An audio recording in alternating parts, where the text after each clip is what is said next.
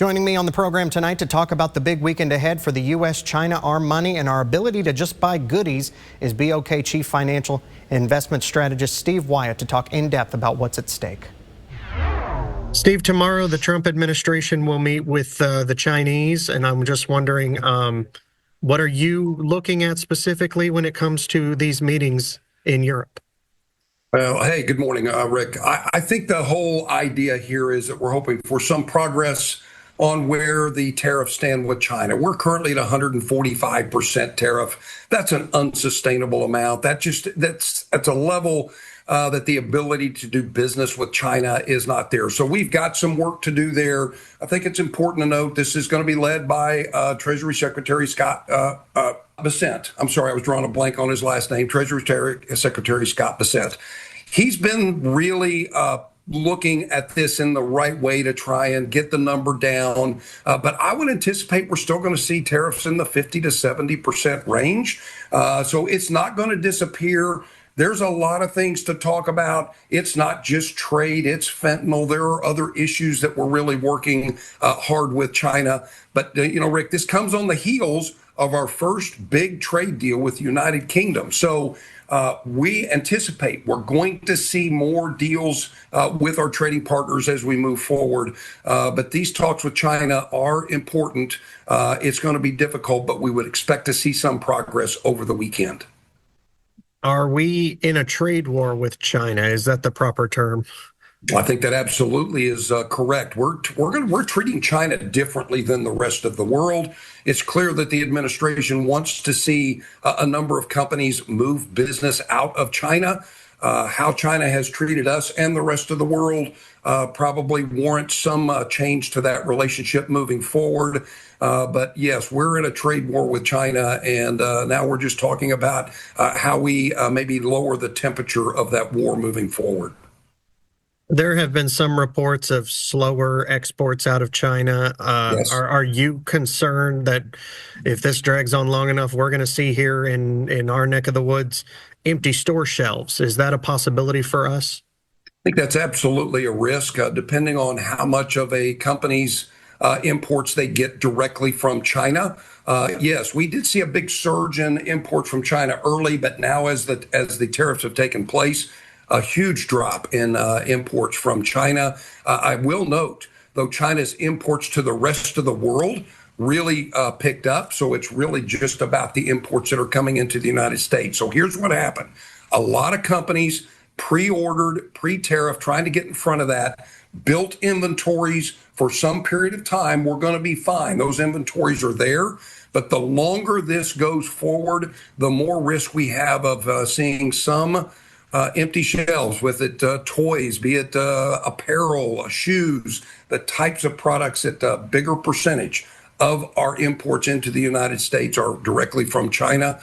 Supply shortages should be expected if this tariff issue carries forward for much longer.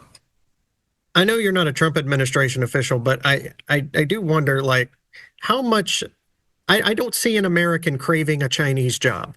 I don't see an American saying, I want to work in a sweatshop. Is this really about jobs as far as bringing those jobs back? And who would want those jobs? Yeah, Rick, that's a great point. I think where we're going to end up on this is the reality, as you point out. We don't want every manufacturing job back in the United States. Some of these jobs are not high value propositions. And this isn't in fact just China.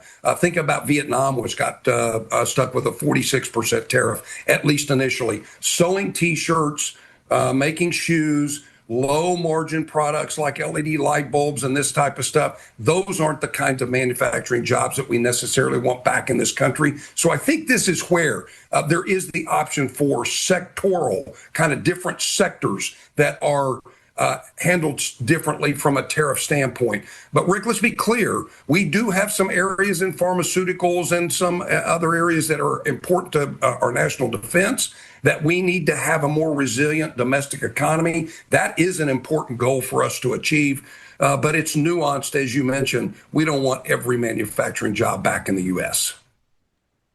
If this fails, are we in? I know there's a lot of talk. We've heard a lot about your kids are going to get 2 dolls maybe instead of 5 for Christmas. If this fails, are we in for a painful Christmas?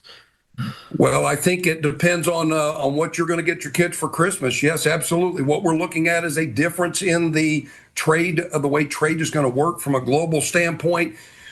We are all probably going to get a lesson on just how intractably tied with China from an import standpoint we are, the types of products that we get. But ultimately, Rick, look, this is consumers. It doesn't mean we don't have choices.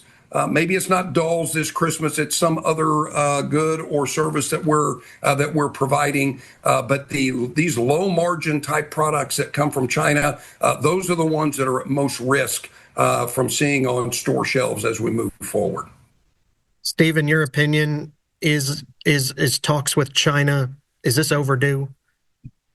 Was this bound to happen one way or the other? It is absolutely overdue. Look, China has gone from an emerging economy 30 years ago was not even part of the global economy to now the second largest economy in the world, and yet they're still operating under the same environment as if they were an emerging economy. Some of these rules do need to be changed. The way China handles intellectual property, the way some of the rules that they have for people to do business there absolutely do need to change. They're going to cause some short-term pain for us, but I think ultimately this is the right direction for us to be moving. Steve, is there anything else you'd like to mention? I appreciate your time today. Yeah, Rick, look, I think in the end, we remain more optimistic than pessimistic. We're going to go through the changes hard, but we're moving in a direction that we're trying to make the U.S. economy more resilient and more able to handle change as we move forward. We think that's an important direction to move. We're going to see some changes around how we do that. And we think the administration becomes a little bit more open, maybe less hardline approach. That'll be better for us as well, but remain more optimistic than pessimistic as we move forward. Big weekend ahead. Thank you so much, Steve. I appreciate it. Thank you. Appreciate your time today.